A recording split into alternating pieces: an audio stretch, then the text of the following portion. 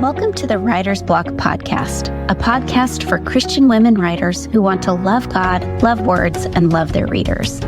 We know that sharing your words with the world takes courage. You desire to see your work make an eternal impact, but it's not always easy to hit publish. Writing often fills us with self-doubt and fear, and we wonder, who am I to write about this? If you want to build a writing platform without losing heart, you're in the right place. Welcome to the Writer's Block, a community of writers who gather weekly to grow in the art and heart of writing. I'm Kara Ray, your host, and you're listening to the Writer's Block podcast. Well, welcome everyone. I'm so excited to have Ericka Anderson join us today.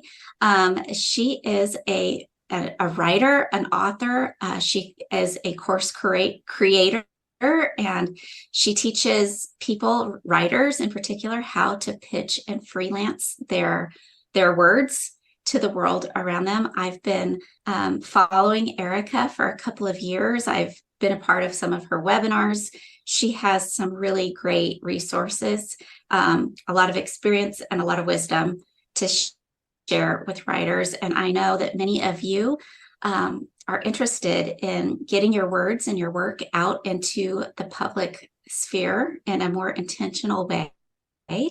And so we are really excited about what Ericka is going to teach us today. She has an appointment this afternoon, and so this is going to be a shorter gathering than usual.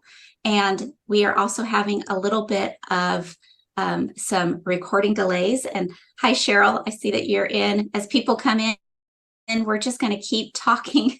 But I want to just give you the opportunity, Ericka, to introduce yourself and tell us a little bit about you and the work that you do.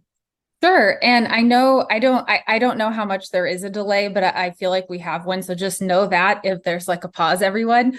My name is Ericka Anderson. I live in Indianapolis, Indiana. And yeah, I'm a freelance writer. I have published two nonfiction books, and one of them this year, which is really cool. But I also teach people how to write freelance writing, articles in magazines and newspapers, as well as building like freelance businesses in terms of copywriting and content writing. So really across the board with my business Pitch and Publish. And so, I think one of the big mysteries that a lot of writers, getting into it have is like, how do you get your writing published? How do you get a byline? Like, what's the secret to breaking into some of these spaces? And, not realizing that this would be something that I would teach people. I wanted to do that 2 years ago and began exploring and spent lots of time figuring it out, and was ultimately successful in a lot of ways. And so decided I need to teach other people this, because I wish I would have had this for myself, for me back then.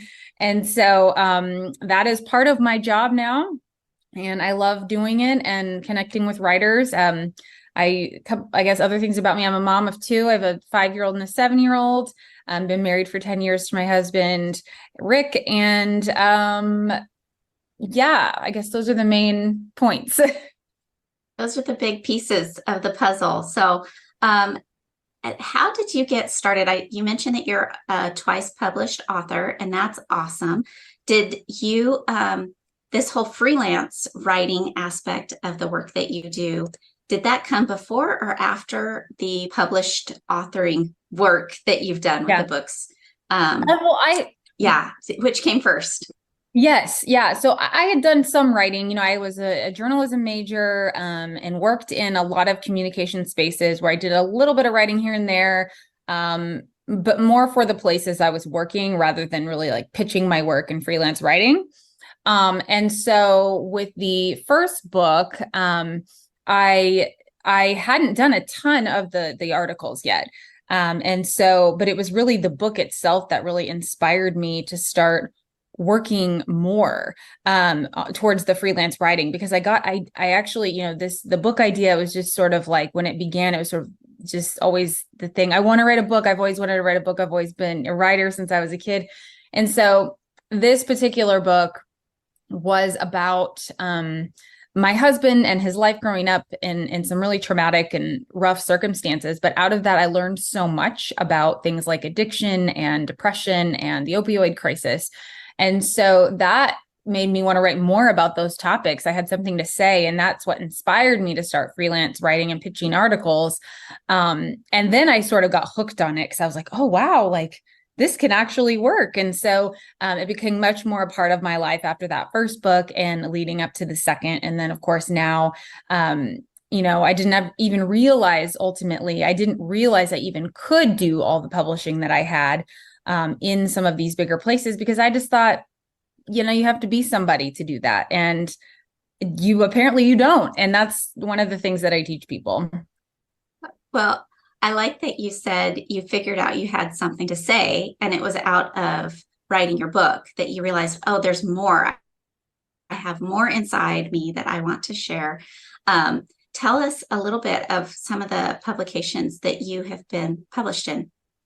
Yeah, so the first one that was like the most notable was the Wall Street Journal. And that idea came out of the original book, which is where I had found studies about how faith community and having a spiritual life was like so valuable to people's mental health. And so that first article that I published there was called, "Is God the Answer to the Suicide Epidemic?" And, that gave me a lot of confidence. I never really thought it was possible, but I put it out there and I tried it, and it ended up working out. And I think that really kicked me into a lot of confidence to try pitching some other places. And I had something in the Washington Post soon after that.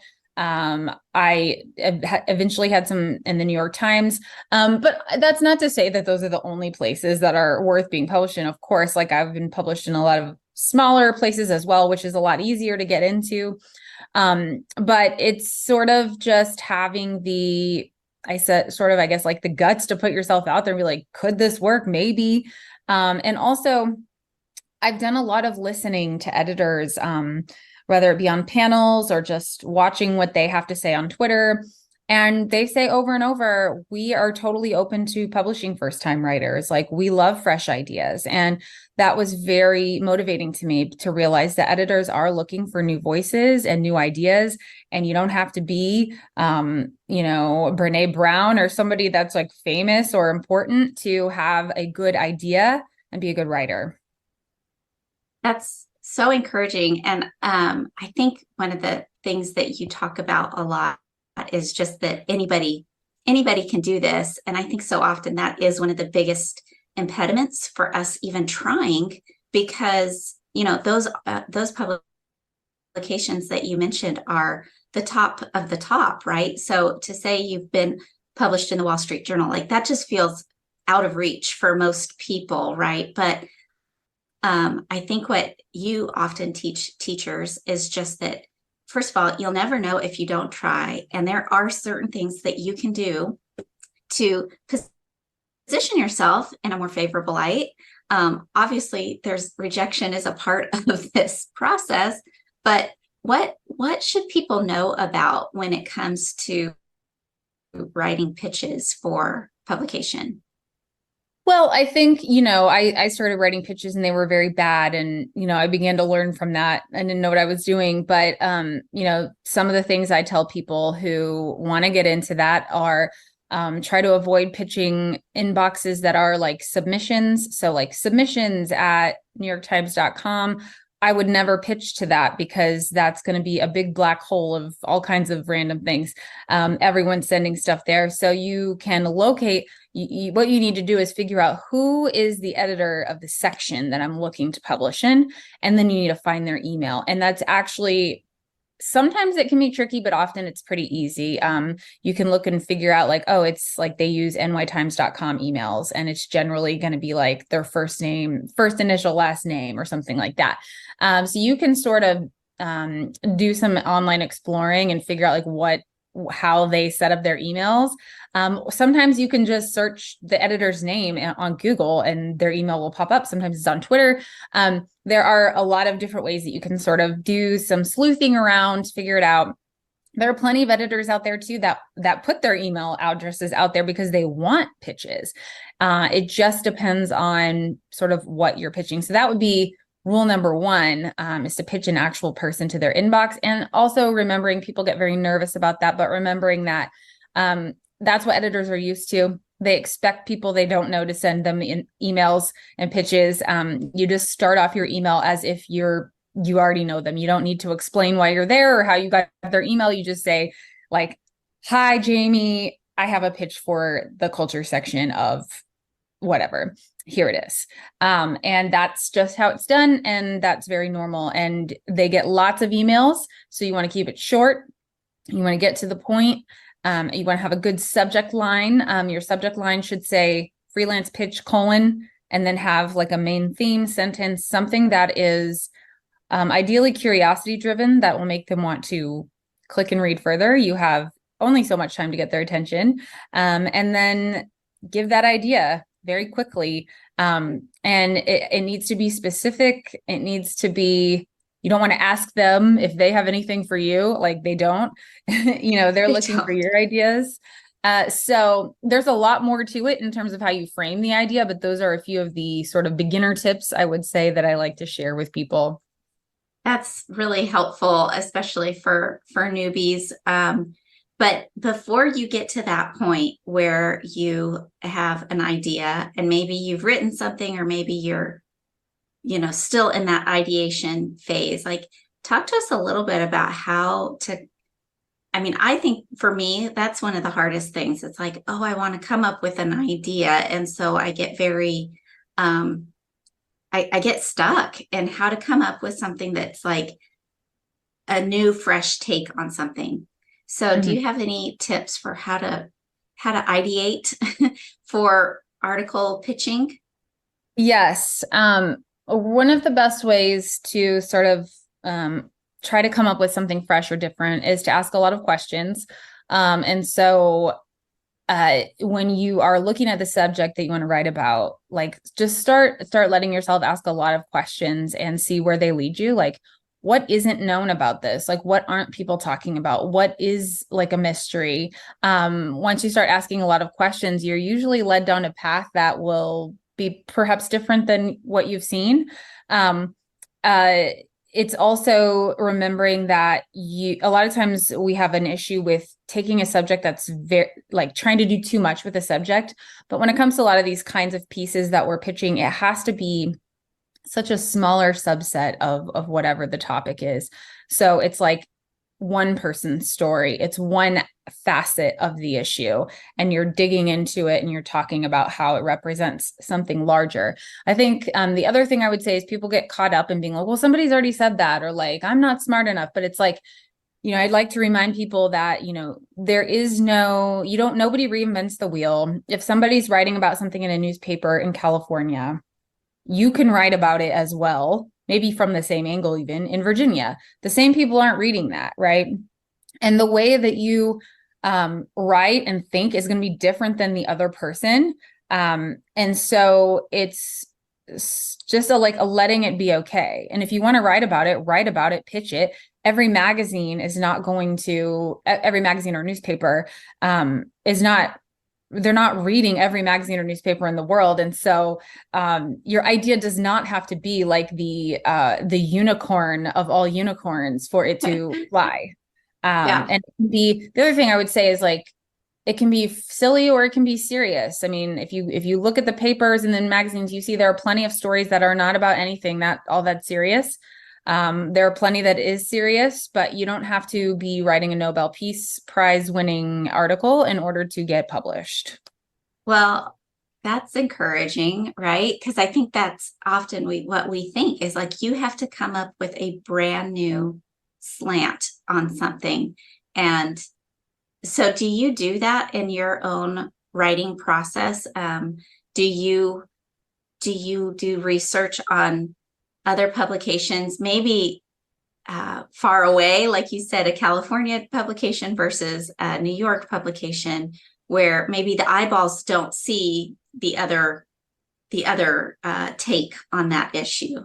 Well, usually I'm not necessarily specifically doing it geographically, but I do a lot of Googling.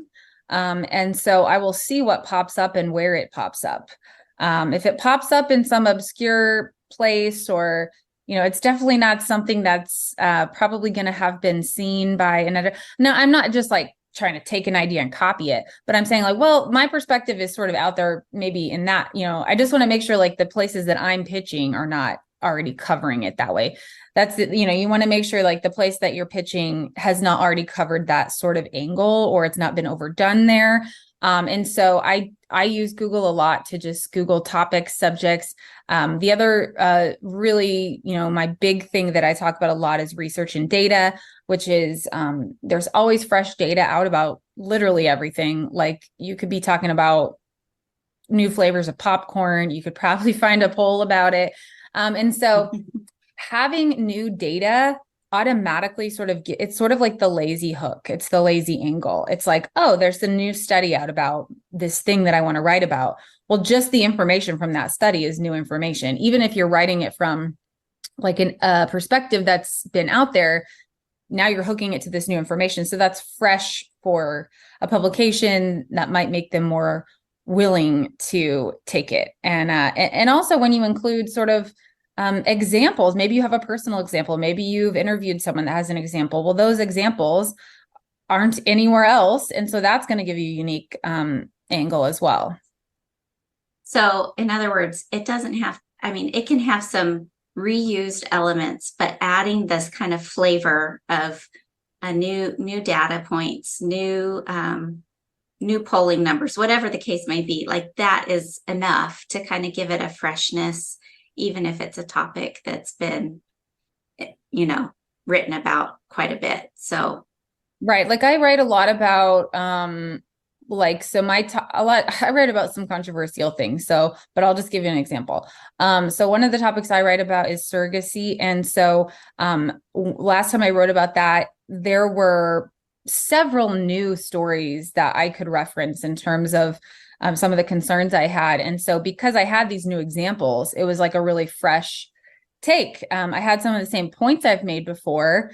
However, I was able to say, well, look at this situation and this happened last week. And so anytime there's new things happening, it's like the world is always going, like history is happening in real time. And so we can always, bring in what is the latest. And also it's interesting. Another thing that often will help with ideas is looking at the history of your subject. When you read an article, a lot of times one of the main parts will be looking back at the history. So if you're writing about, say, country music concerts of 2023, well, maybe you look back and see like, well, when did these kind of concerts begin? And like, what were they like back then? And what's changed? And you might come up with a fact or just like a little detail where you're like, oh, that's so interesting. Like, I don't even know what, I just totally made that up. But when you look at history, you are like, well, what's different about this now? And what was the other thing I was going to say? Yeah, I lost it. No, but that's I really like that. I think that's really helpful. And it does open up the whole like Pandora's box of ideas, right? Because I think so often we think we have to have personal experience with something. Do you feel that that's true? I mean, you mentioned surrogacy, and I know you've written about church issues and things like that. So how much of what you write about is just something that you're personally interested in and wanting to learn more about, or versus feeling like you have to have some sort of personal element, some story, some bit of experience to add to the conversation? It can definitely help if you have a personal tie. I mean, one of the core things that you want to, if you can in a pitch is, why does this story matter now? And why are you a good person to write it? But a lot of times I think people get hung up on that and they say, oh, I'm not an expert, what do I know? But as a writer, you don't have to be necessarily the expert. You can let the experts speak for you in the piece. And so that means getting quotes, interviewing people, gathering the data that gives you the sort of the foundation that you need to write about it. And so like I haven't experienced surrogacy, for example, but now that I've sort of made it a bit of a niche for myself to write about, I know a lot about it. I've read a lot of books about it. And that's where, having at least kind of focusing in on a niche sometimes is really helpful, because the more that you write about it, the more that you know about it, the easier it is to come up with story ideas. You're integrated into this world. You know, you have facts at your fingertips. You become someone that people know, like may come to with questions about it. And then another really great thing to do if you want to write about something is just having conversations with people. So if you're writing about a topic, like people that are inside an industry or inside of a trend or something like that, they're not writers, they're not looking to write stories, but they know a lot of things that they don't even realize might be something that would make a good story. So if I was Right. Yeah. talking to a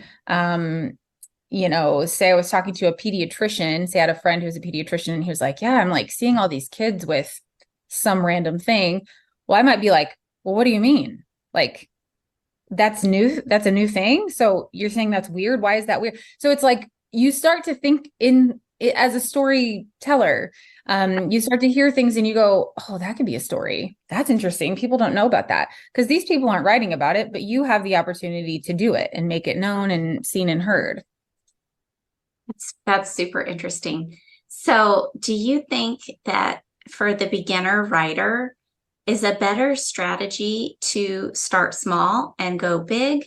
Or do you shoot for the fences and go for the big guns? Do you have a It's, recommendation on that? it doesn't, you're more likely to get some hits if you start small. So maybe that will give you more confidence. I don't think there's anything wrong with doing it either way. I think one book that I would highly recommend to everyone is called The Byline Bible. I think the author is Susan Shapiro. And so she is a freelancer that has been published everywhere. And she teaches a class at the New School at New York Journalism School or something, New York University, or I can't remember. Long story short, though, the whole book is full of her basically telling stories of her students who have never been published before, getting their articles published in magazines and newspapers. A lot of them are personal essays. But having a unique personal story, it can be a real help for some of this stuff. Doesn't mean, you still have to make it different because there's a lot of people that have really traumatic stories, but you got to make it, different, better, and actually unique. But start small, but throw a big one in there. You just never know. It's just a matter of like making sure that you are following the submissions guidelines for the publication, which you can usually get by Googling the publication and like submissions guidelines. And find that editor, make sure you're getting it to a person, and see what happens. The other thing is, there is a great newsletter there's several newsletters to subscribe to, but there is one in particular called Opportunities of the Week. It's by a woman named Sonia Weiser. Opportunities of the Week. I think it costs like $3 a month. And she sends out twice a week magazines and newspapers that are taking pitches, and she collects them from Twitter and other places. And you can just like, you'll see like, oh, like Cosmopolitan wants pitches on something. I don't know, whatever. They'll tell you what they want. And then a lot of times they have their email, like, pitch me here. And yes, they're going to get a lot of pitches, but it makes it a lot easier to know, oh, well, I have an idea for that, or I could come up with an idea for that. That's where basically anytime I pitch somewhere new, I'm basically always getting it from that newsletter because I don't have time to go look for them myself. Yeah. And I bet they're kind of tucked away in many nooks and crannies online. So that's really cool. Well, I know that you need to go pretty soon, but why don't you tell us a little bit about what you're going to talk to us about on Thursday?